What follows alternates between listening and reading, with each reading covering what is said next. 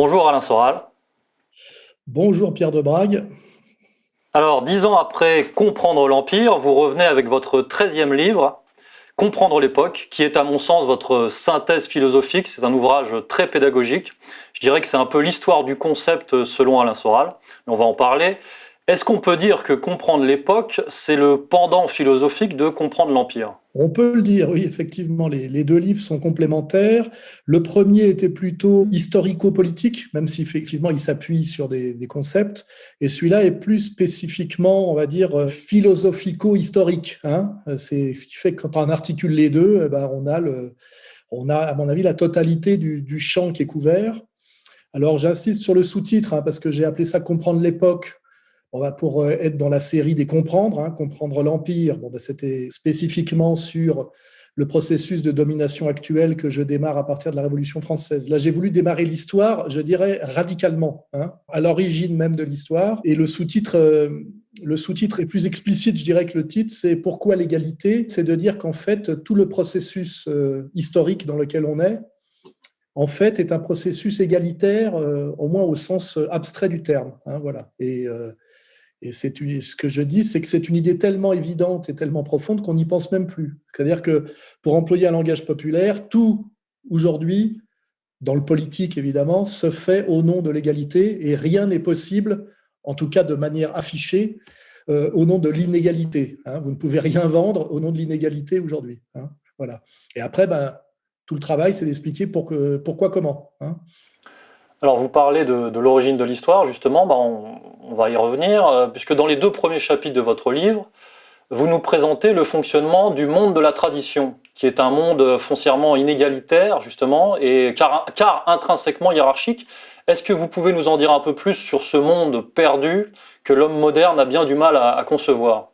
Oui, bah, comme je vous dis dans le précédent livre, j'étais parti de la Révolution française, c'est-à-dire en fait, on va dire ce qu'on appelle la réaction aujourd'hui, hein, l'ancien régime, et après bah, le passage à la République, et en fait qui était déjà une idée avant la modernité, puis la modernité.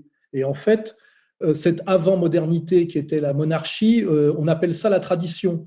En réfléchissant, je me suis rendu compte qu'il y avait une tradition encore bien plus profonde que cette tradition qu'on appelle en fait la société tripartite, hein, la monarchie théocratique, ce que j'appelle moi la tradition radicale par rapport à la tradition dégradée, qui était en fait ce à quoi on ne pense même plus non plus, alors que c'est l'origine même de l'humanité, qui est de dire que l'homme vient des dieux et est enfanté par les dieux ou descend des dieux, c'est-à-dire la vision religieuse, qui est la vision non seulement la plus ancienne, mais je dirais celle qui a le plus perduré et qui perdure encore aujourd'hui, puisqu'on peut même démontrer que la vision moderne, même quand elle est anti-religieuse, souvent est appuyée sur du religieux sécularisé. Mais en fait, ce qui est intéressant, c'est que cette vision traditionnelle qui explique l'homme par les dieux, on a l'impression en fait qu'elle est délirante, absurde ou qu'elle est le fait des sociétés primitives, hein, alors qu'en réalité, elle est à l'origine de notre monde aussi. Et ce qui est intéressant, c'est de voir qu'à l'origine de la pensée de l'homme, parce qu'à l'origine de l'homme, j'en sais rien, mais à l'origine de la pensée de l'homme, l'homme se conçoit comme enfanté par les dieux, fait à l'image des dieux, et donc dans la vision traditionnelle, l'histoire, ce qu'il appelle l'histoire, est une lente et longue déchéance de l'homme-dieu vers l'homme, je dirais, animal, l'homme réduit à lui-même, hein, l'homme abandonné des dieux, hein. Et ce qui est intéressant quand on va au concept, c'est que la notion profonde de cette vision traditionnelle que j'appelle radicale, c'est l'entropie, c'est-à-dire que toute l'histoire est considérée comme une dégénérescence, hein. Et là, ça renvoie effectivement aux lectures de Guénon et d'Evola. C'est pour ça que moi, j'ai eu 3 temps, hein, dans ma culture, hein.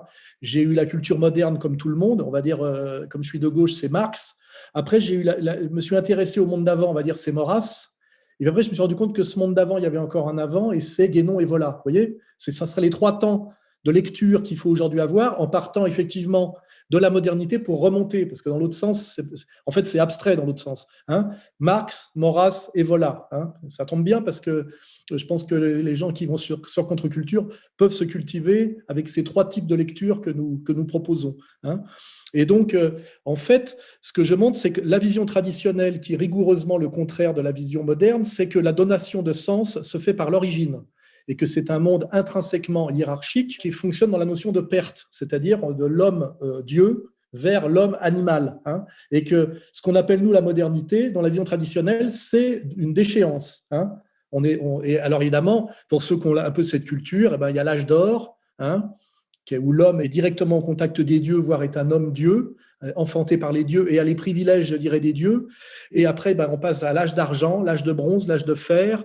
Et après, on arrive à l'âge dans lequel on est aujourd'hui, qu'on appelle l'âge sombre, le Kali Yuga, qui est l'âge de l'homme totalement abandonné et qui a perdu toute dimension divine, abandonné par les dieux, qui a perdu toute dimension divine. Et ce qui est intéressant, c'est que dans la vision moderne, on est persuadé, nous les modernes, on dira qu'on est dans le progrès, c'est-à-dire qu'on fait que monter, alors que dans la vision traditionnelle, c'est le fond du trou. Hein, voilà. Alors évidemment, cette vision traditionnelle, dans le livre, elle est très courte, parce que bah, pour ça, je peux renvoyer à Guénon et à Evola, mais c'est-à-dire, voilà, au départ, l'homme se considère comme descendant des dieux et considère son histoire comme une lente chute. Hein, une lente dégénérescence. Et en fait, cette vision est profondément la vision religieuse. Hein, donc, elle n'est pas si délirante que ça, parce que quand on lit Evola, des moments, on se dit, tiens, c'est un peu délirant. Puis en même temps, on se dit, bah non, c'est pas si délirant que ça, parce que cette vision traditionnelle est beaucoup plus constante et profonde que la vision moderne, qui en fait remonte réellement à 2 siècles, hein, en réalité. Et on ne sait pas où elle nous mène, en réalité. Elle est assez chaotique. Et donc, j'oppose donc donation de sens par l'origine à donation de sens par le but, on le verra après, c'est inverse, et c'est la notion de c'était mieux avant opposée à ce sera mieux demain. Hein. Là, je vais radicalement au concept exprimé de manière populaire, parce que le but quand même du livre, c'est d'être facilement compris, partant de concepts assez profonds et à les traduire dans le langage populaire, c'est quand même mon travail, hein, traditionnellement. Et surtout, ce monde est totalement, c'est très important, totalement inégalitaire, totalement hiérarchique. Et cette hiérarchie est considérée comme la condition de l'harmonie, hein, parce que ça constitue une totalité cosmique qui est en résonance avec le monde des dieux et donc avec le monde correctement compris. Et il n'est pas question de discuter de cette hiérarchie. Et cette hiérarchie, c'est donc l'incomparable systématique. C'est-à-dire, on ne peut pas comparer l'homme et Dieu, on ne peut pas comparer l'homme et la femme, on ne peut pas comparer le prêtre et je veux dire le laïc, je ne sais pas comment dire, le profane. Et surtout, le concept qui s'articule immédiatement avec ça, qui est très important à comprendre, c'est le concept du travail. C'est-à-dire que dans le monde des dieux, on peut d'ailleurs, si on se réfère à l'Ancien Testament, c'est-à-dire à notre monothéisme, c'est le jardin d'Éden, c'est-à-dire que l'homme n'a pas besoin de travailler, ce qui est fondamental. Hein, tout lui est donné. Et dans ce monde de la déchéance, de plus en plus, il est livré à lui-même et il doit travailler. Et je montre que le premier travail qu'il va faire, travailler, ça veut dire fabriquer des outils, c'est fabriquer un outil de compréhension du monde qui ne passe plus par les dieux. Vous voyez ? Et là, on arrivera au chapitre d'après. Hein. Voilà, donc c'est quelque chose de très important à comprendre quand on parle de la tradition. C'est intrinsèquement hiérarchique et que cette hiérarchie est la condition de l'harmonie. Sinon, c'est le chaos. Hein. Et deuxièmement, la notion de travail est considérée comme une déchéance, c'est-à-dire que l'homme-dieu ne travaille pas, car c'est la manne céleste, vous voyez. Et la notion de travail, qu'on verra sera centrale dans le monde moderne, même dans la morale moderne, c'est à l'inverse. L'homme qui travaille dans le monde de la tradition est un homme animal, et c'est une bête de somme. Hein. Et c'est la marque comment dirais-je, social de sa déchéance, et je veux dire, c'est ce qui le met au bas de l'échelle. Et on verra que l'approche de la notion de travail liée à la morale va produire aussi les temps de l'histoire. Il y a des sauts, hein. On verra, et, je ne veux pas tout dévoiler maintenant, mais c'est très important d'avoir ces 2 concepts pour comprendre le monde, le concept inégalité-égalité et le concept travail valorisant, travail dévalorisant. Quand vous avez ces 2 concepts-là, vous pouvez à peu près tout articuler de l'histoire humaine.